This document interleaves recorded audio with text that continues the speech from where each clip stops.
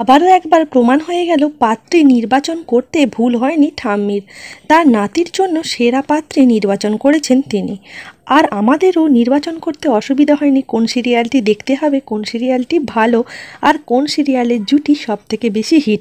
তাই আমরা এই সিরিয়ালটাকেই পছন্দ করেছি। তোমরা কি আমার সাথে সহমত? তাহলে আমাকে কমেন্ট বক্সে অবশ্যই জানিও।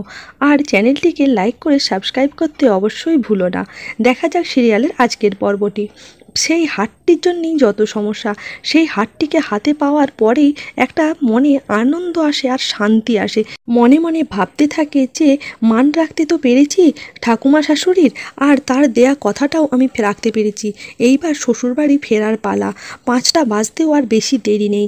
এইদিকে রাস্তায় যখন ফেজবাবু বেরিয়ে পড়ে এবং গাড়িকে একটা মানুষকে অ্যাক্সিডেন্ট করে, তখন তাকে সবাই মারতে উদ্যত হলে কি করবে ভেবে পায় না তার সেই ছোট্ট ভাইটি কাউকে না পেয়ে বৌমণিকেই ফোন করে, বৌমণি দাদাকে বাঁচাও। এইবার বৌমণি ঠিকানাটি নিয়ে সেই রাস্তা থেকেই তারও তড়িঘড়ি করে একটি অটো নিয়ে আসতে থাকে। অটোর মালিককে বলে, দাদা জোর করে চালান তো, ওই যেই লোকটা সাইকেল নিয়ে পড়ে আছে তার গায়ের কাছে যেয়ে ব্রেক কষবেন। ড্রাইভার তাই করে এবং লোকটি প্রাণ বাঁচানোর জন্য ধরপড় করে সাইকেলটিকে নিয়ে উঠে পালায় এবং তাতেই প্রমাণ হয়ে যায় যে লোকটির কিচ্ছু হয়নি। আসলে ব্যাপারটি হলো সেই গুন্ডা। লোকটি গুন্ডাটিকে বলে যে এই লোকটির কাছ থেকে 50,000 টাকা হাতিয়ে নেওয়ার জন্য। বড়লোকের ছেলে তো 50,000 টাকা হাতের নোংরা, কিন্তু ফেজ বলে এই 50,000 টাকা আমাকে কষ্ট করে রোজগার করতে হয়। তাছাড়া আপনি চলুন ডাক্তার দেখাতে, আমি যা খরচ লাগবে সেইখানে দেবো। আসলে তারা কোনো মতেই রাজি হয় না। এইদিকে ফেজকে এরকমভাবে বাঁচাতেই তার ভাই বেরিয়ে এসে বলে, দেখলে দাদা বৌমণির আমাদের কত বুদ্ধি, ঠিক তোমাকে বাঁচিয়ে নিল। ক্ষুধা এসে তার বরকে বলে যে আর বেশি হাতে সময় নেই, এর মধ্যে আমাদেরকে শ্বশুর বাড়িতে পৌঁছাতে হবে। এইবার ফেজের বুঝতে বাকি রইল না, তাহলে সেই হারটি ফিরে পেয়েছে ও তার বউ। আর কোনো দেরি না করে তারা রওনা দেয়। এইদিকে বাড়িতে এসে হাজির হয় তার দিদি। এসে হাও মাও করতে থাকে, কাঁদতে থাকে, মাকে জিজ্ঞাসা করে যে কি হয়েছে। এবার মা যখন বলে তা সে কিছু জানে না, তারা এখনও যায়নি, কিন্তু তারা মোটামুটি খবর পেয়েছে ভালো আছে।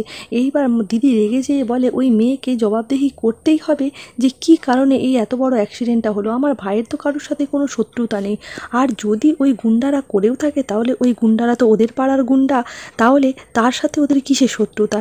এইবার কাকামণি এসে বলে যে ওই মেয়েটাই তো তোর ভাইকে বাঁচিয়ে দিল, ওই মেয়েটা নিজের জীবন দিয়ে তোর ভাইকে ওই গুন্ডাদের হাত থেকে রক্ষা করেছে।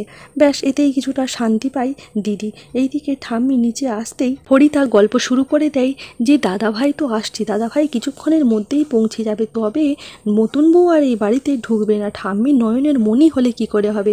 ওই যে বড় ঠাম্মির সাতনড়ির হার, সেই সাতনড়ির হার তো পাইনি। আসলে কি হয়েছে, তার একটু আগেই ফুদার জেঠুর মেয়ে ফোয়েল ফোন করে বলে যে ফুদার বোধহয় আর শ্বশুরবাড়িতে ফেরা হবে না, কারণ জামাই রাগ করে বাড়ি থেকে চলে গেছে আর বলে গেছে যদি ওই সাতনড়ির হার না পাওয়া যায় তাহলে যেন সে আর ওই ঘরে না ঢোকে, উপরন্তু পুলিশ কেস করবে। এই রকম কথা শুনে ফরিদা তো আনন্দে আত্মহারা হয়ে যায়। বলে, একই খবর শোনালে তুমি, তুমি আমার অনেক ভালো বন্ধু। শুধু এইটুকু শুনেই আনন্দে ঝকমক করতে থাকে ফরিদা। মা জেঠিমা দিদি সবাইকে বলে ওই নতুন বউ আর বাড়িতে আসা হলো না। ঠাম্মিও সেখানে থাকে। ঠাম্মি যখন দিকে তাকায় তখনই আবার মুখটা নামিয়ে নেয়।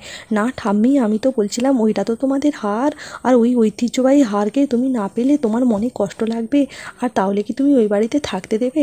এত কিছু বলার পরে ঠাম্মি সবার মুখ বন্ধ করিয়ে বলে, বড় বৌমা বরণডালা রেডি করো, আমার নাত বৌমা আর নাতি আসছে, তাদেরকে বরণ করতে হবে। মা আর কাকিমার মুখে আনন্দে ঝলমল হয়ে ওঠে, আর ঝলমল হয়ে ওঠে তার দিদিরও মুখ। কিছুক্ষণ পরেই বাইরে গাড়ির হর্ন শোনা যায়। সবাই আনন্দে আত্মহারা হয়ে বরণডালা নিয়ে বাইরে বেরিয়ে আসে এবং প্রথমেই আসে ফেজ আর তার ভাই। আবার ফরিদা বাজে বাজে বক বক বক বক করতে থাকে, ঠাম্মির মাথা খেতে থাকে। কিন্তু সবার মুখ বন্ধ করতে এগিয়ে আসে নতুন বউ ঠাম্মির সেই হারকে নিয়ে। ঠাম্মিকে বলে, এই নিন আপনার হার। ঠাম্মি বলে তার পাত্রী নির্বাচন করতে কোনো অসুবিধা হয়নি, আর ফুদাকে দিয়ে বলিয়ে দেয় যে তার কাছ থেকে আর যেন কোনো দিন কোনো কথা না লুকায়। আর এইবারই শুরু হয় আসল খেলা।